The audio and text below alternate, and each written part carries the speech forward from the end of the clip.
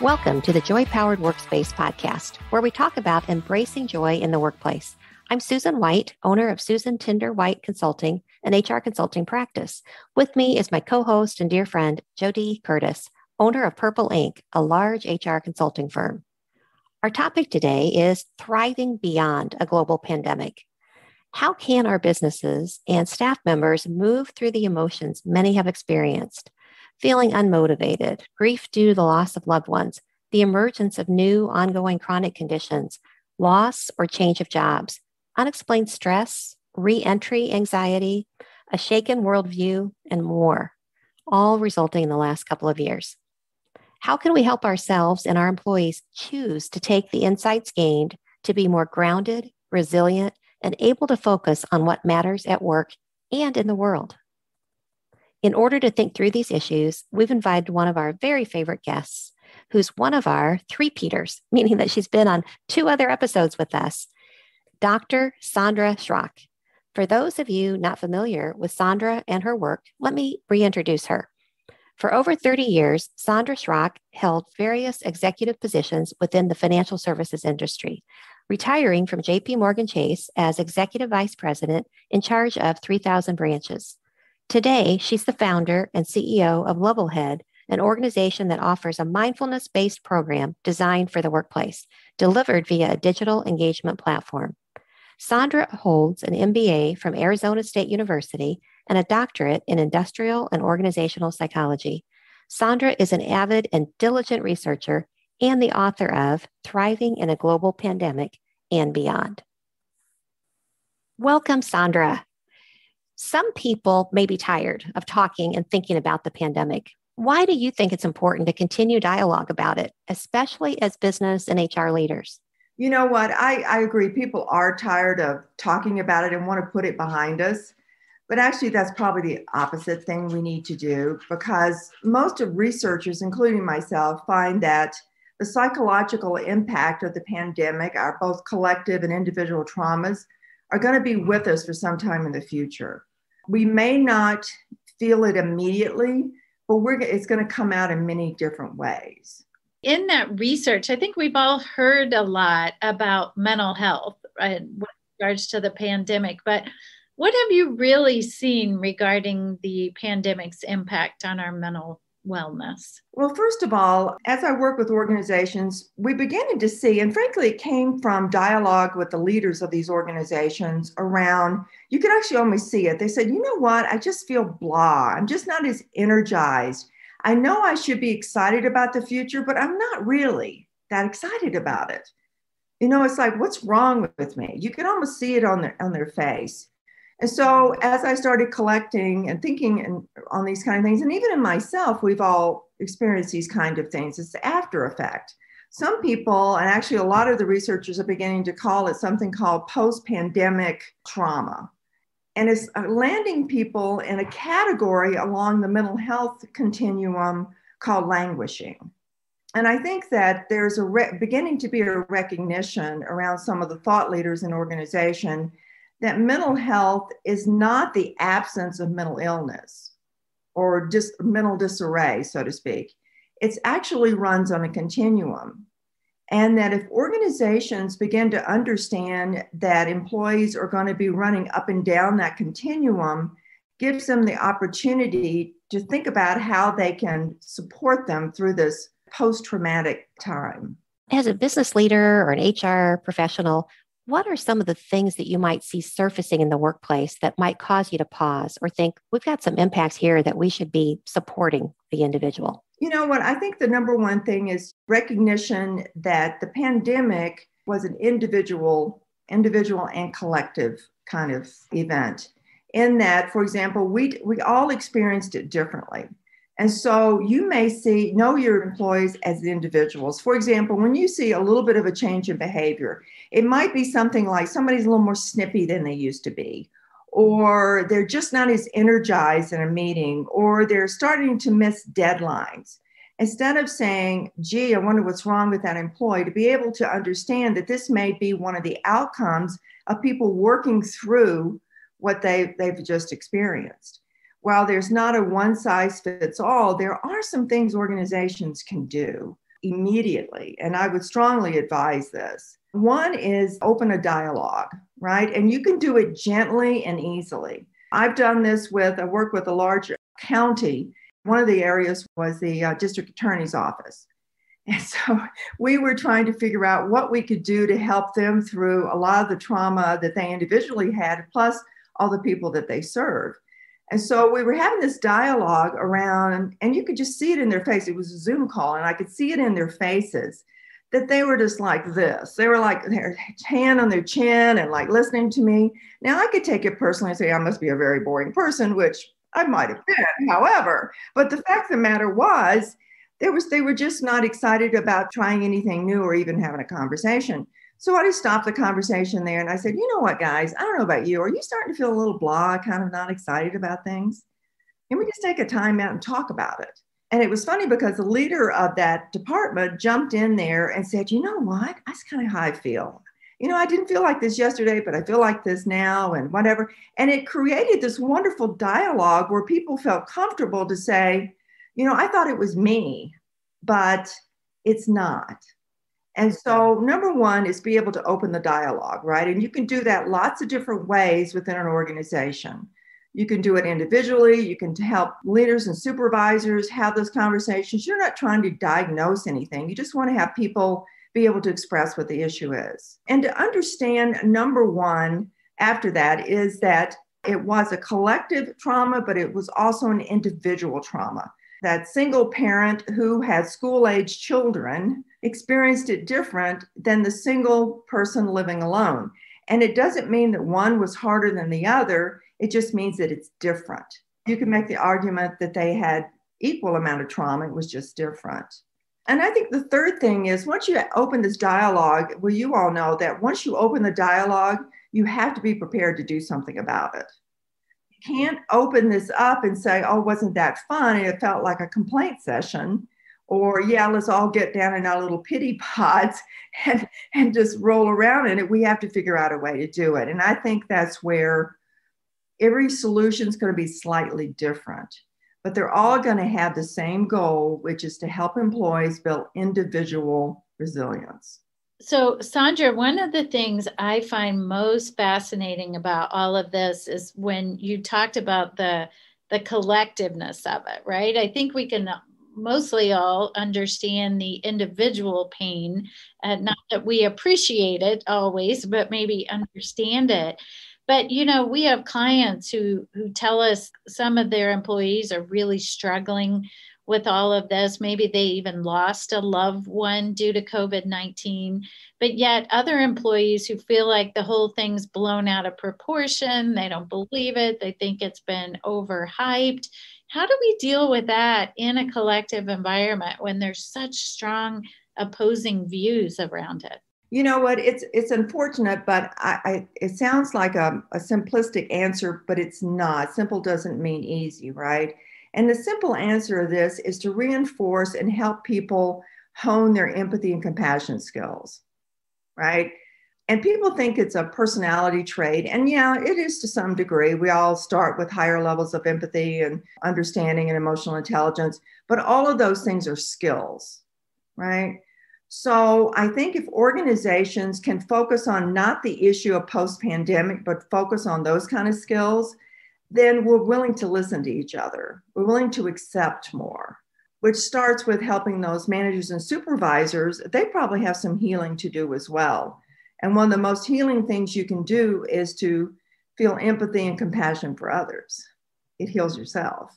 And it doesn't take a small amount of effort to make this happen either, right? So it has to be done in a context where the organization is moving towards being that kind of organization. If it's done as these one-off programs, which many people ask me to do, I don't do them anymore.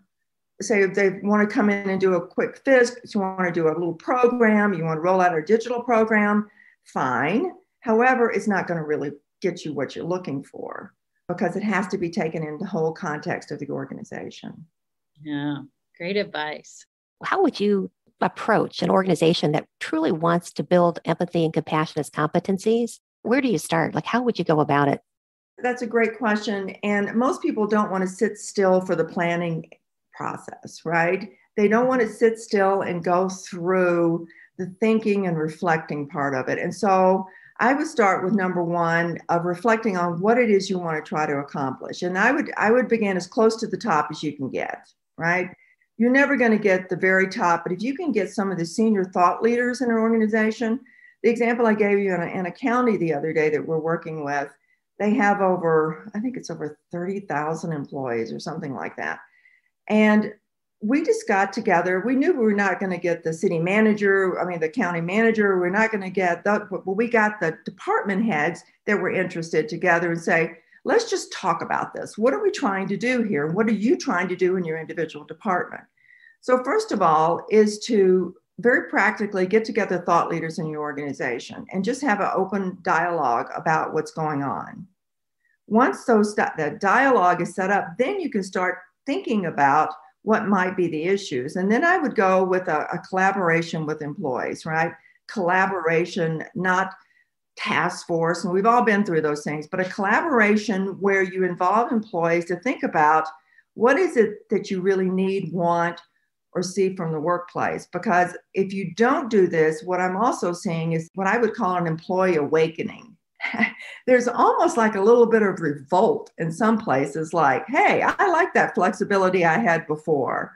I like the fact that you treated me like an adult, and now you're not going to treat me like an adult. What changed? What happened? I don't want to go back to the way it was. The way it was not very good.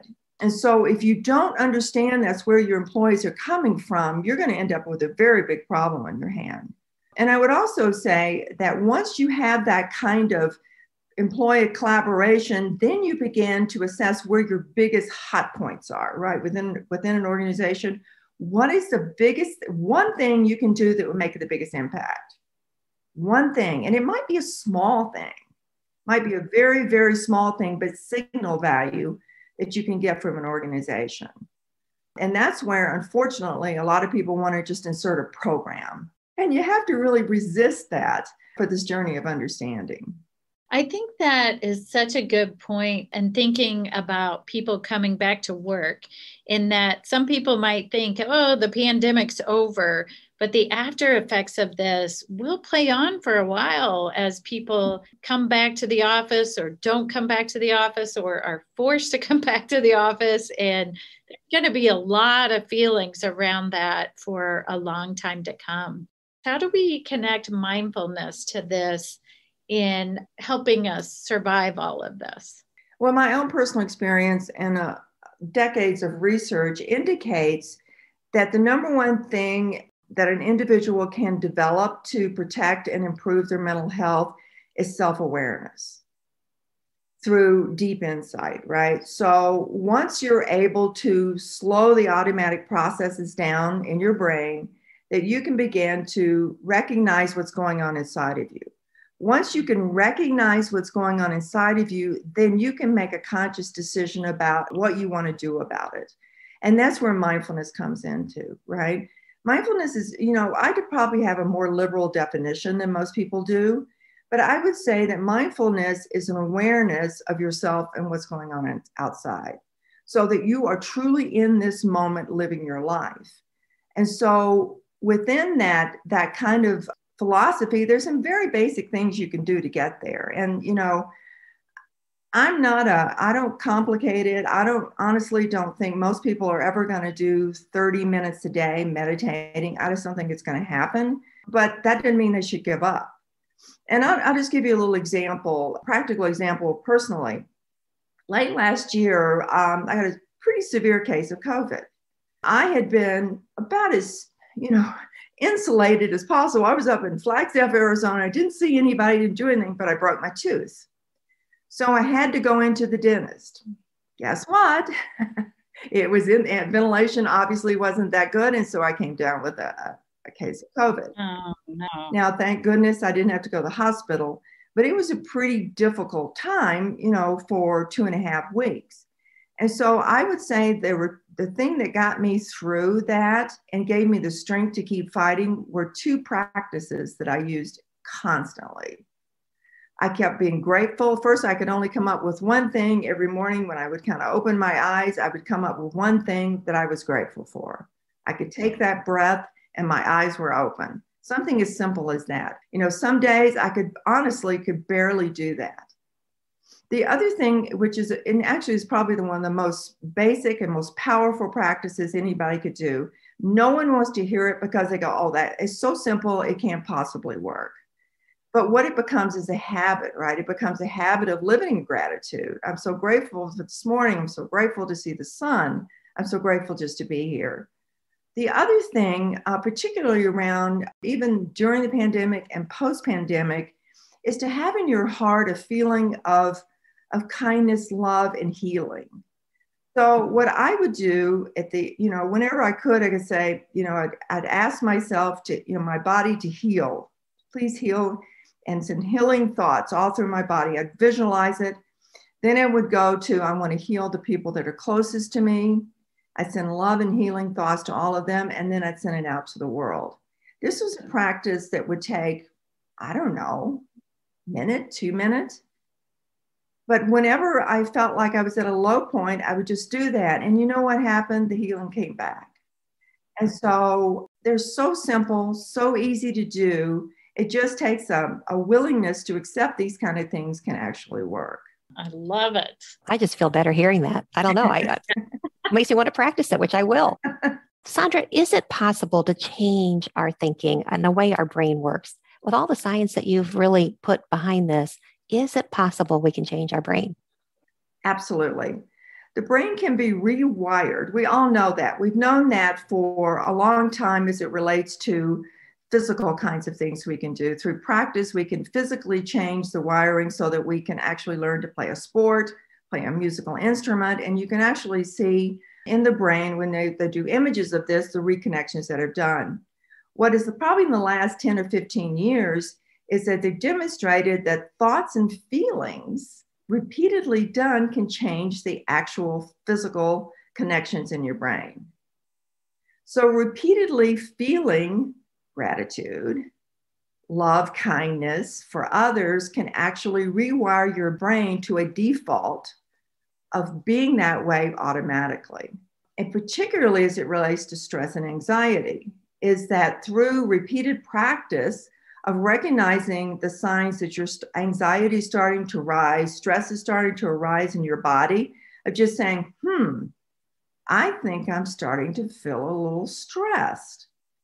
To start recognizing that, you can actually slow the process down of how stress actually manifests in your body. And over time, as you do that, it creates a rewiring of your brain to slow down the stressor, the stress reaction overall, physically shown as well as the end result mentally and emotionally. So, and it doesn't take as much practice as you think. As a matter of fact, the research probably 15 years ago seemed to indicate, because they were studying monks, all these neuroscientists that were studying mindfulness and the wiring of the brain, they were studying monks that have been meditating most of their days for 30 years, and their brains did look different. The problem was no one was going to live a life like that, or, most people won't. As a matter of fact, and then they started studying people that were long-term mindfulness practice, 30, 40 minutes a day practitioners, and they could see they actually changed their brains and all that stuff. So recently, what they've shown is that frequency of practice, even though the duration is shorter, can produce similar changes. So that whole research, when all that research started to emerge, that was coincidentally about the time I started developing the kind of programs I do, which I target that. I target 1 to 2 to 3, 5 minutes. Anything over 5 minutes, my clients tell me too much. The number one thing, and I used to take offense to this, I don't anymore, but in all our programs, they would say, hey, what we like most about your programs is short. The good news is they're short and effective. So now I take it as a badge of honor, but and the fact that they're simple, right? So, and research shows that it doesn't take complicated things to do. We want to overthink it just because we want to use our big frontal lobe to help us figure out things, right? But we really don't need to. It absolutely can happen. That's very encouraging. It is. And I just think our attention spans mine included, are so much shorter now. So when we can have some assignments or do some exercises that are short and effective, people are more inclined to do it. So Saundra, you talked earlier about identifying and or responding to individuals or groups. How can employers take a proactive role in helping their employees with mental well-being? I think we talked a little bit about this before. It is an awareness about having different language in the kind of things they're doing, right? And so when you start talking to some leaders in organizations, they truly want things just to go back to the way it is, right? And so using language of healing and understanding is like one of the number one things that I think people can do. Is say, we've done this. We did that language, right, where we're in this together, we're going through, and people got kind of tired of that because it really wasn't true. People weren't acting on that. We weren't really together on that. And so number one thing I would say to people, whenever you see other people, whether you're in a group work session or you're the supervisor or manager, start off with just a dialogue around how's everybody doing? Now that sounds so sophomoric, but it's just as basically, how are we today? What is going on today? And teaching people that 1 or 2, 3 minutes, the beginning of anything, really to interact and really listen and understand is the most powerful thing people can do. It's anytime, not just now, but it's especially important now. Saundra, you recently released a book entitled Thriving in a Global Pandemic and Beyond. What caused you to write the book? I started blogging about this, I think it was the middle of March of last year. And I started blogging every day, and I was starting to think about what this is going to mean and the magnitude of it. I don't know about all of you, but I was in a little bit of disbelief too. Can this really be happening to us? Is this how the world's going to end? Right, yes. I mean, we all had like terrible, terrible thoughts, right? And so as I saw myself go down this little trail of seeing all the negative things, I go, wait a minute, we can't let this happen. We've got to all try to figure out ways that we can take care of ourselves. And so as I was thinking about this, I've spent the past 5 years writing and learning about practices that we can use in any environment to build individual resilience. Perhaps this would be a good time to do some writing on the topic around this pandemic and something that was that hopefully we'll never see again, right? So that we can not lose this moment of what it meant and the opportunity to learn and grow from it. So I began writing the book in, I think it was April of that year, to start putting together the thoughts on it. And number one, I didn't want it to be a book that people felt like they had to sit down and read from cover to cover and read a lot of research, because I know people, only nerds like me love to read research papers, right? But I do know that people need and want to understand, why should I do this? And they also want to be able to understand, if I'm experiencing this, what is it? Am I just a weirdo having these weird thoughts and things, or is this something other people, and can I put a name on it? Because once you can name something, it will help you figure out how to manage it, as opposed to an unspecified feeling. It's not as scary. Yeah, right. Right. And back to the other point we were talking about within the organizations, is once we open this dialogue and we start naming some of these things that are happening, it's not so scary anymore. Yeah. And I find this in the university work I do a lot. So that, because they're kind of tuned to this, oh, that's languishing. That's what our students and faculty are doing. Okay, now we know what to do. And so back to the book. So I wrote it as a handbook, right? And as all books take, it takes a lot longer. The writing was actually the easiest part because I'm a fast writer. So the writing was fairly quickly. I would say I probably wrote it in about 90 days. Because when I sit down, I write, but the editing and going through the process of formatting and blah, blah, blah, blah, blah, and all the stuff you do for a book, it was now getting to, we had vaccines starting to come out, right? And so there was hope, and there was like, wow. And so I wanted to make sure that the book also represented a handbook, not just during a pandemic or any sort of trauma, right? But it's also beyond that, or work anytime, whether you have something individually going on or it's something collective. And Saundra, where can our listeners buy your book? Well, you can get it at all the usual places, right? Amazon. I published on BookBaby, which is a nice website. Maybe people don't know about it, but it has a lot of like books like mine on there. But also just as something you can get it on our website. Just click through on getlevelhead.com, and we have it prominently located there.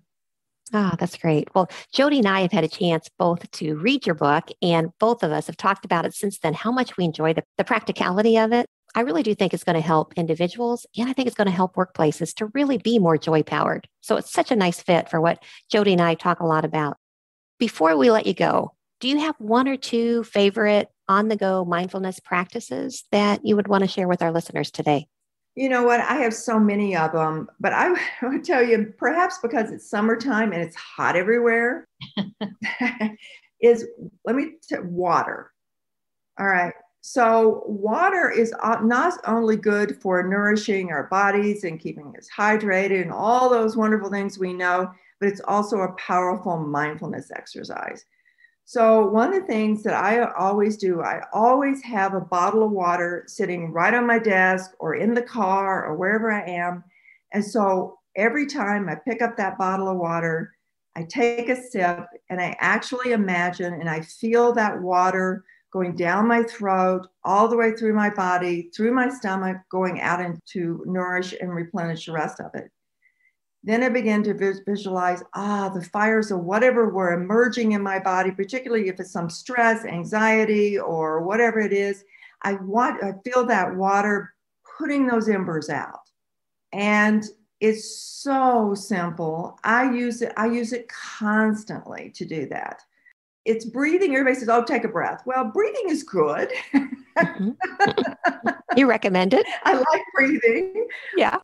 But I would say the go-to for me for almost anything is liquid, particularly water. Well, I bet JoDee and I both have our waters right next to us. Awesome. I am going to try it. I will try with each drink. That's beautiful. Well, ladies, it's always a pleasure. I think our missions are aligned and we kind of see the workplace and we have a passion for helping people live the kind of lives they want to live both inside and outside the workplace. So it's always a pleasure for me to have the opportunity to be with you too. Same here. Thank you for joining us. We love it. Thank you, Saundra. All right. Thank you. Now, a word from our sponsors. We're excited to tell you about our newest book, The Joy-Powered Organization. JoDee teamed up with fellow HR pros Megan Nail and Jeremy York to share research, ideas, stories, and experiences to help you build a positive organization with employees who have been empowered to find their joy. You will learn how intentionally focusing on areas like diversity, communication, total rewards, and more can inspire joy in your organization. Find out more about the Joy-Powered Organization and how to buy it at getjoypowered.com/books. Susan, our listener question today comes from someone who asked for help in her feedback survey response after listening to a prior Joy-Powered Workspace episode. Her question is, what suggestions do you have to handle HR burnout? I appreciate this question because I view HR as a high-stress job. We need to take care of ourselves so that we can take care of others. In many organizations, kind of as the keepers of the culture, we're expected to always be positive, encouraging, patient, kind, sometimes the poster child of teamwork. And then let's add on top of that, being the talent acquisition strategist, the holder of the keys to compensation, reward, and recognition, an employee relations guru, a learning and development chief, et cetera, et cetera, et cetera. So I do have some ideas, JoDee, and I'd love your thoughts as well about how to avoid burnout.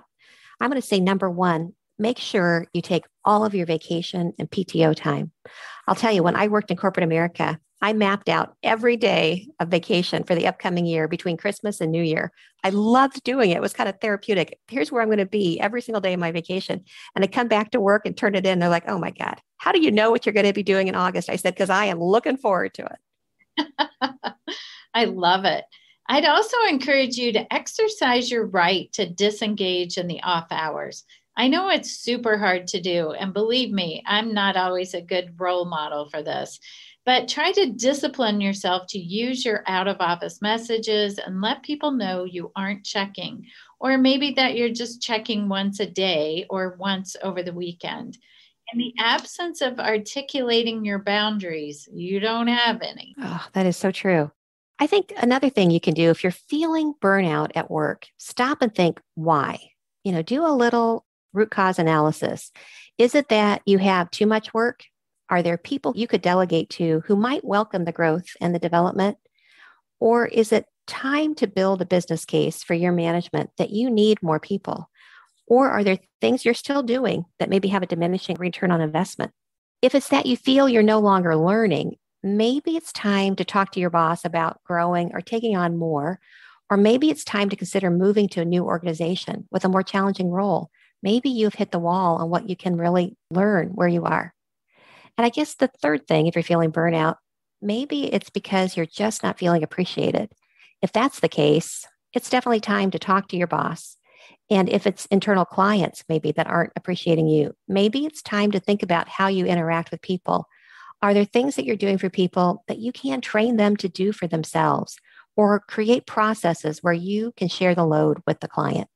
And one other idea is to think about ways you can upscale for the next role you want. Maybe do you want to go back to school, getting SHRM or HRCI certified, cross-training with a colleague, maybe looking at another certification program. So looking for those other options of ways to grow and develop yourself.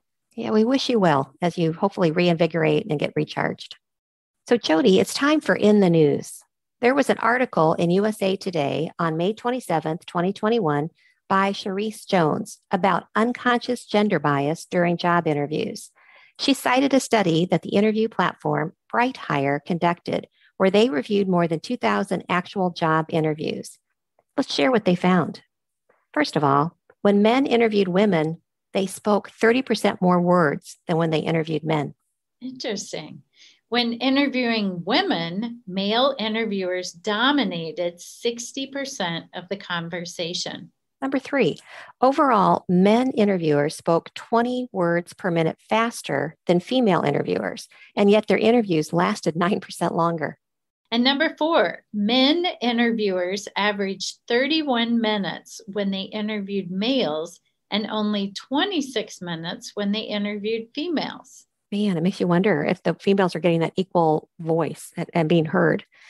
Number 5, female applicants spoke 6% fewer words when interviewed by a man than they did when the interview was conducted by a woman. Yikes. Yeah, these stats are enlightening and suggest that unconscious bias may be at play. I think we all have to challenge ourselves to understand where we have unconscious bias and do better. I think we all have a lot more work to do on this topic. I totally agree. If you would like SHRM recertification credit for listening to this podcast, please visit getjoypowered.com/SHRM. You'll find an evaluation of the podcast, and once you complete the evaluation, you will see the SHRM recertification credit code and a link to a proof of participation certificate. Again, that's getjoypowered.com/SHRM. Thank you for listening, and thanks for your dedication to the HR profession. Thank you for listening. If you liked the show, please tell your friends about it and let us know what you think by rating and reviewing us on Apple Podcasts. You can learn more about Joy Powered at getjoypowered.com. Check out the Joy Powered shop, where you can order our books, journals, and other items that power our joy at getjoypowered.com/shop. We're at Joy Powered on Facebook, LinkedIn, Instagram, and Twitter, and you can email us at joypowered@gmail.com. We hope you tune in next time. Make it a Joy Powered day.